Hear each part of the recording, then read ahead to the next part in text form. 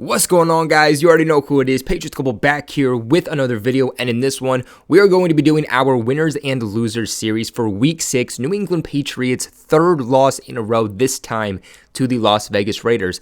Usually we like to do these earlier on in the week. Unfortunately, this week wasn't able to pan out that well, so better late than never. On your way in, make sure you guys do leave a big like on this video because it massively helps support the channel and push us out into the YouTube algorithm so that other Patriots and football fans are able to find us. Now, if you aren't subscribed, make sure you do that also and hit that bell notification once you do subscribe so that you get notified every single time that we post a video. You guys aren't going to want to miss out on any news that this team is dropping. Well, without further ado, let's just hop right into this video. My biggest loser is going to be Devonte Parker. Now, Devonte Parker might not have been the biggest physical loser, but to do what he did after the game, to sell Mac Jones out and take zero responsibility for what was completely his fault, is absolutely absurd. Devonte Parker hasn't been himself, and I don't know what's going on. I don't know if he just doesn't want to be here. I don't know if it's a mental thing. I don't know if he's dealing with an injury and this is a physical thing that we're not hearing about, but he was showing out last year. He was showing out this offseason, being Mac Jones' #1 guy in training camp and making these splash plays day after day.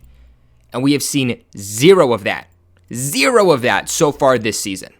In this game alone, Devonte Parker was targeted 3 times with 1 reception for 7 yards. There was also many times that we saw Devonte Parker run the wrong routes. One of them was even on a 3rd down, and a lot of people are giving Mac Jones flack on not hitting Devonte Parker there, but Devonte Parker ran the wrong route. And then the worst part is that in a crucial moment, the New England Patriots are down by 2 points. Get them in field goal position. You have more than enough time, and you win that game as long as Chad Ryland can make that kick. Mac Jones delivers one of the most beautiful balls I think we've ever seen him throw in his Patriots career so far. And what happens? Devonte Parker drops the ball. And in his post-game press conference, he tried to say, well, what do you guys think happened? Oh, yeah, well, it was on my fingertips, couldn't bring it in. It was on my fingertips. No, it wasn't. It was in the palm of your hands, and we have pictures to prove the fact that it was not on your fingertips. Mr. 80-20 that you like to call yourself, you have to come down with those balls. The Patriots would love to utilize Devonte Parker as their #1 wide receiver. They would love to go to Devonte Parker in times of pressure for Mac Jones, but he hasn't proven at all through 6 weeks that he's been able to be the guy that is this 80-20 ball catcher that he tries to say he is in contested catch situations. My next loser on this list is going to be penalties, and the Patriots are doing something that we consider not Patriot-like.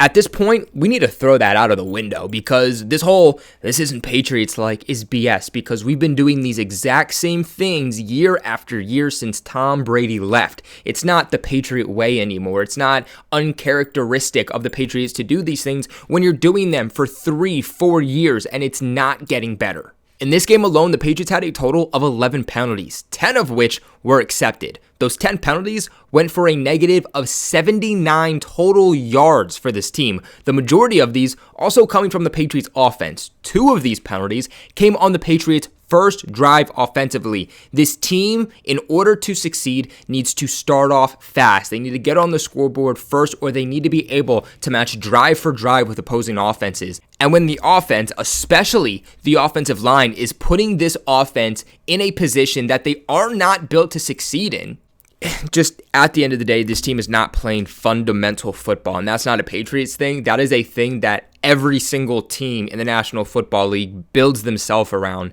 and this team is not able to play complementary football. They're not able to play fundamental football, and that's why this team is looking like absolute crap on a week-to-week basis. Cut out the stupid plays, cut out the penalties, and this team looks so different. Hey guys, sorry to pause the video, but I had a quick, very important question that I wanted to ask you guys, and that is, have you ever tried to go to a Pats game before, or maybe a Celtics game, or Red Sox game, or even just a concert, maybe even a comedy show, but you weren't able to find last-minute tickets, you weren't able to find a good price? It was just overall a very unpleasant experience for you.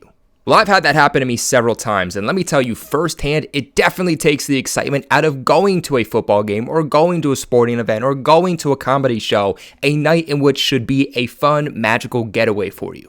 Truth be told, you guys should not have to worry the next time you're going to buy tickets to your next big event. And that's why I'm excited to talk about today's sponsor over at Game Time.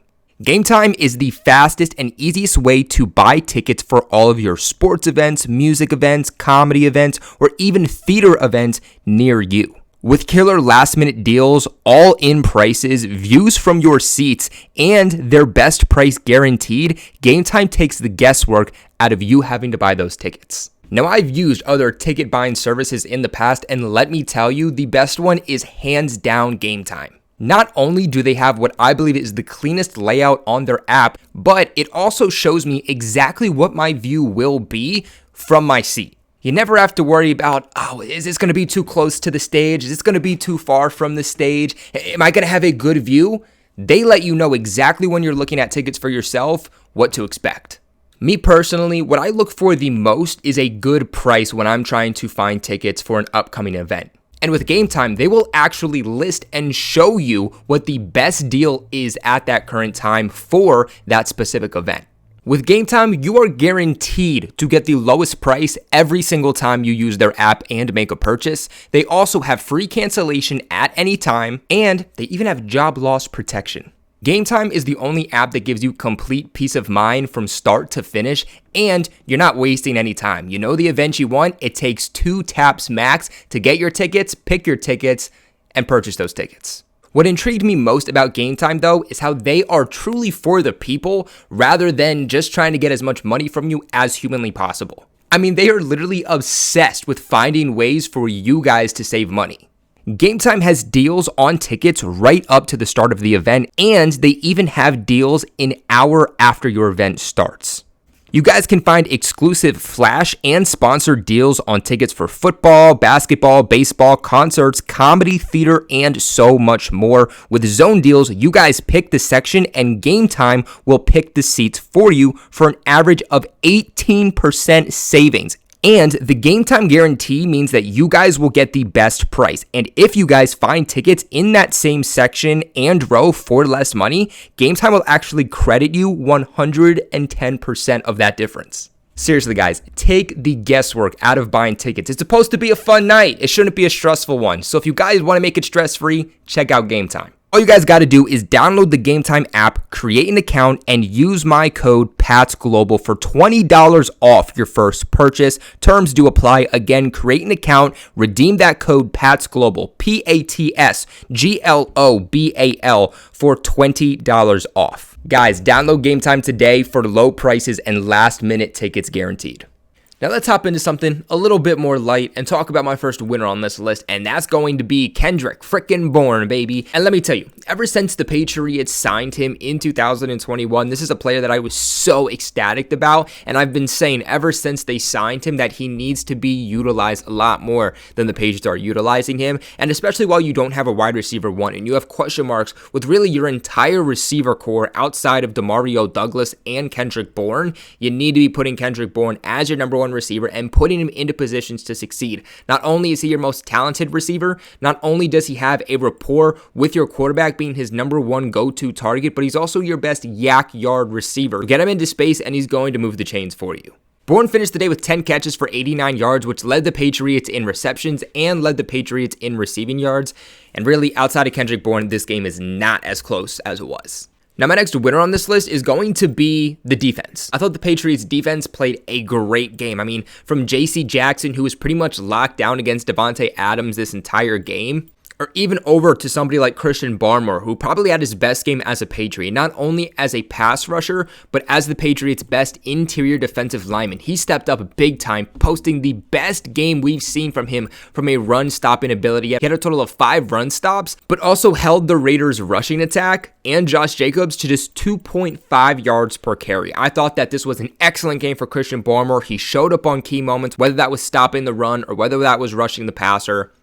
But he's not the only guy that showed up on defense. I thought Jabril Peppers also had an excellent game. He has been absolutely showing out every single week. He is actually the 5th highest graded safety. He is 2nd in the league in run stopping amongst all defenders, and he's graded number 1 amongst safeties in run stopping also. He also laid that boomstick on Devonte Adams that led to that big Jelani Tavai interception. Speaking of which, Jelani Tavai is another player that I think has been having an absolute stellar season, and he showed that again in this game. He had an interception. He had some key tackles. He did have that one, unnecessary roughness call on him, but you see that drive. You see that willingness to tackle at all phases. And I really do believe that this defense is running through Jelani Tavai, Christian Barmore, Jabril Peppers, and Juwan Bentley. And then my last loser on this list is going to be the Patriots offensive line. I thought that they played another absolutely horrific game, and it's just at the point where I'm considering not even including them on my lists because every single week they're a loser, and I just don't think that it's going to get better. Maybe a little bit, but for the most part, the same thing you're seeing every single week is what you're going to see every single week. And they already them and the Raiders had some issues up front in terms of edge rushers, and the Patriots still got dominated. Let's look at some of the numbers that this offensive line allowed. Now, Trent Brown was clean. He had a really, really good game, and he's getting a lot of heckle for really absolutely no reason. Sidney So in this game, I didn't think played great, but I also didn't think he played terrible. He was also clean, but those 2 penalties really killed him. Had an overall offensive grade of 57.5. I think your biggest issues came with the other 3 players that we're going to talk about. I thought David Andrews had a bad game. Vidarian Lowe, of course, had a very bad game. And Antonio Mafi also did not have a good game either. David Andrews allowed 1 sack, 1 hurry, 2 pressures, and an offensive grade of 52.2. Vidarian Lowe with another horrific game over on the right side. Max Crosby really had his way the entire game. Vidarian Lowe allowed 1 sack, 1 hurry, 2 pressures, had 1 penalty, and an offensive grade of 41.5. The Patriots tried to get the ball out quick with Mac Jones. They tried him in certain packages. They tried to have guys like Mike Gesicki on that final play that ultimately became a safety, tried to have him back to help block Max Crosby because Vidarian Lowe is doing a horrific job, who has allowed the most pressures out of any offensive line in the entire National Football League so far this season. I mean, if this team wants to get any better, especially offensive line-wise, it's going to start with figuring out who your next right tackle is going to be, because Vidarian Lowe is just not it. And then you had Antonio Mafi, of course, over at left guard. He allowed 1 sack, 2 hurries, 3 pressures, also had a penalty, and had an offensive grade of 35.6. This is the worst game that we have seen so far from Antonio Mafi. So, again, people all hated on Mac Jones, and he didn't have a good game at all, but at the same time, too, he's getting pressured as soon as the ball is snapped from the right side, and he's getting pressured on the interior of the left side. Where is he supposed to go? But guys, these are going to be my winners and losers from the New England Patriots Week 6 loss to the Las Vegas Raiders. A couple of honorable mentions. I did almost put Ezekiel Elliott as a winner. He had over 4 yards per carry. I thought the run game was better overall, but also would expect them to have a good running game when they went up against the worst run defense in the entire National Football League. Also didn't want this video to be too long. But that's going to be it for today's video. I really appreciate you guys for watching. As always, make sure you guys do leave a big like on the video and subscribe to the channel for all of your New England Patriots news. I will catch you guys in the next one. But as always, stay tuned and go Pats.